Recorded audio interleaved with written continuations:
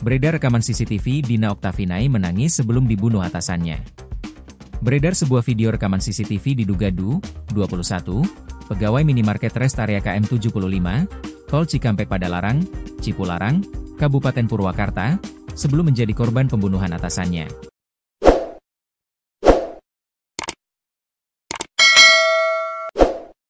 Du tewas dibunuh dan diruda paksa oleh rekan kerjanya sendiri, seorang kepala toko di tempat ia bekerja yang bernama Herianto, 27.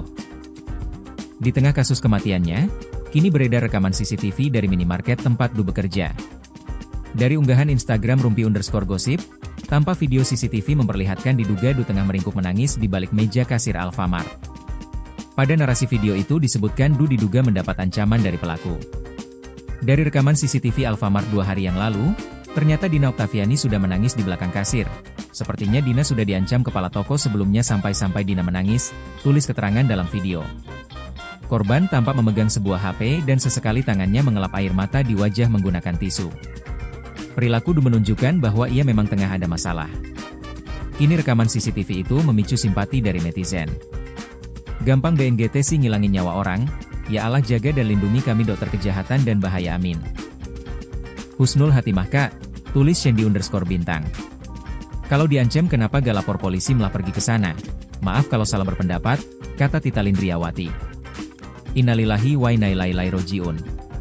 Turut berduka cita, semoga semua amal ibadah almarhumah diterima Allah Subhanahu wa Ta'ala dan dihapuskan semua dosa hilafnya, ujar Dewi Vidi. Meski demikian, belum ada konfirmasi terkait kebenaran video diduga Du pegawai minimarket tersebut.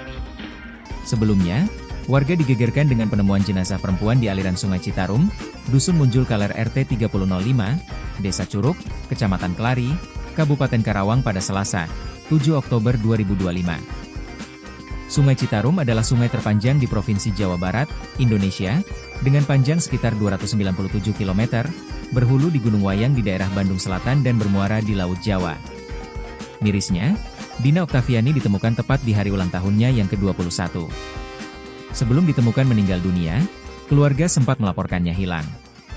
Sehari pasca jasad korban ditemukan, polisi berhasil menangkap pelaku tak lain kepala minimarket tempat korban bekerja, yakni Herianto.